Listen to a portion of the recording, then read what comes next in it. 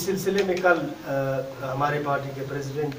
मोहतरम अल्ताफ बुखारी साहब का एक स्टेटमेंट आया।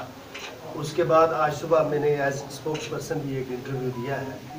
और आज अल्ताफ साहब की हिदायत पर हमारे कोर ग्रुप की एक मीटिंग यहाँ हुई। इससे कबल कि मैं आप की खिदमत में वो नुकात पेश करूँ जो इस मीटिंग में हमने डिस्कस किए,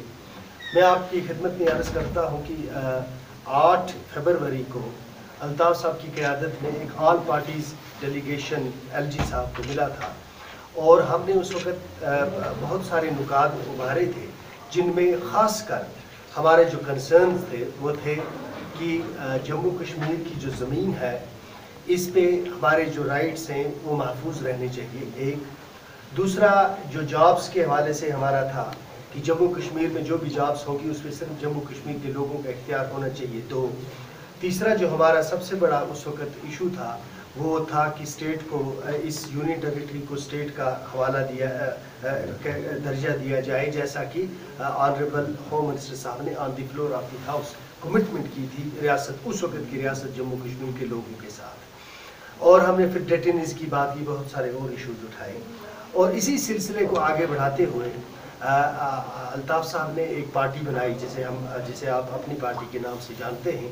और हम गालिबन 15 मार्च को ऑनरेबल प्राइम मिनिस्टर साहब से मिले। हमने उस वक़्त प्राइम मिनिस्टर साहब से 3 बड़े इशूज़ उठाए। पहला इशू, सबसे पहला इशू हमारा ये था कि एक कंसर्न है जो आपने 5 अगस्त को फैसला किया, लोग महसूस ये करते हैं कि इसके असरात ये होंगे कि जम्मू कश्मीर में डेमोग्राफी चेंज हो जाएगी। इसलिए हमारी आपसे गुजारिश ये है कि ऐसे कानून बनाए जाएं कि जिससे जम्मू कश्मीर के डेमोग्राफी के हवाले से जो खदशात हैं उसको तहफ़्फ़ुज़ मिले, ताकि जो यहाँ डेमोग्राफी रही है ये उसी तरह रहे। एक दूसरा, हमने उससे गुजारिश की कि 35A और 370 सुप्रीम कोर्ट में है, जो भी सुप्रीम कोर्ट का फैसला होगा हमें वो काबिल कबूल होगा, लेकिन सियासी सतह पर हम अपनी जिम्मेदारी निभाते रहेंगे। तीसरी बात हमने उनसे ये कही कि हर हालत में हमें कश्मीर की जो लैंड है इसको प्रोटेक्शन चाहिए और कश्मीर में जो जॉब्स होंगी उनको प्रोटेक्शन चाहिए। ऑनरेबल प्राइम मिनिस्टर साहब ने हमारे साथ उस वक्त एक कमिटमेंट की, मैं अकेला नहीं था, बेशुमार लोग और हमारे साथ थे, कि आप जब इस हाल से बाहर जाएंगे तो इन खदशात को यहीं छोड़ के जाना। ना आपकी डेमोग्राफी चेंज होगी, ना आपकी ज़मीन को ख़रीदने का हम किसी को इख्तियार देंगे, ना आपकी जॉब्स पर किसी को कतफन का हक होगा। आप जब यहाँ से जाएंगे तो ये इत्मीनान लेके जाएं और साथ में ये भी कहा कि वक्त आने पर आपको रियासत का दर्जा भी बहाल कर दिया जाएगा। जब हम दूसरे दिन अल्ताफ साहब की क़यादत में होम मिनिस्टर साहब से मिले तो वहाँ भी हमने होम मिनिस्टर साहब को याद दिलाया कि हज़रत आपने on the floor of the house Kashmir के, जम्मू कश्मीर के लोगों के साथ, लद्दाख के लोगों के साथ एक वादा किया है कि वक्त आने पर आपका स्टेट रूल बहाल हो जाएगा, आपकी लैंड और आपकी जॉब्स और आपके डोमिसाइल को दफ़ा 370 और 35A के हटने से कोई खतरा नहीं होगा। तो उन्होंने भी हमें यकीन दहानी करवाई। उस वक़्त अल्ताफ साहब भी वहाँ मौजूद थे, जो कि हमारे प्रेसिडेंट थे, गुलाम हसन मीर साहब थे, दिलावर मीर साहब थे, बड़े बड़े कदावर लीडर हमारे साथ थे। उन्होंने हमें यकीन दिलाया कि इस तरह के खदशात आप यहाँ छोड़ के जाएं, ये एक अफवाह है, आप जाएं और इत्मीनान से रहें। जम्मू कश्मीर की जो ज़मीन है ये सिर्फ जम्मू कश्मीर के लोगों के इख्तियार में होगी और उनकी नौकरियाँ भी उनके इख्तियार में होंगी। लेकिन हमें दुख और अफसोस के साथ कहना पड़ता है कि ये जो रिश्ते होते हैं रियासतों के या लोगों के, मुल्क के साथ, ये एतबार के रिश्ते होते हैं। हमने अपने मुल्क के प्राइम मिनिस्टर पर यह एतबार किया कि उन्होंने जो वादे किए थे वो किसी सियासी जमात के साथ नहीं किए थे, उन्होंने ये वादे जम्मू कश्मीर के लोगों के साथ किए थे। इसी तरह होम मिनिस्टर साहब ने जो on the floor of the house statement दी, वो वादे किसी सियासी जमात के साथ या चंद अफराद के साथ नहीं थे, वो कमिटमेंट उन्होंने जम्मू कश्मीर के लोगों के साथ की थी कि आपके डेमोसाइल को कोई खतरा नहीं है, आपकी ज़मीनों को कोई खतरा नहीं है, आपकी जॉब्स को कोई खतरा नहीं है। लेकिन उसके बाद जिस तरह के आर्डर आज तक आते रहे, मुख्तलिफ आर्डर आए, पहले डोमिसाइल का आया जो बिल्कुल एक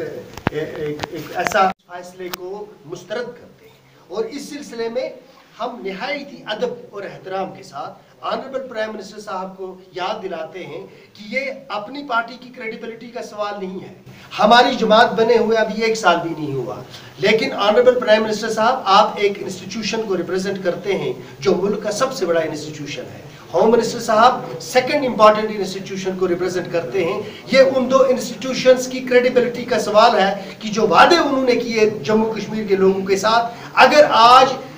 बीजेपी की कोई मजबूरी बन गई बिहार का इलेक्शन या कोई और ऐसी मजबूरी बन गई, उसका मतलब ये हरगिज नहीं होना चाहिए कि वो अपने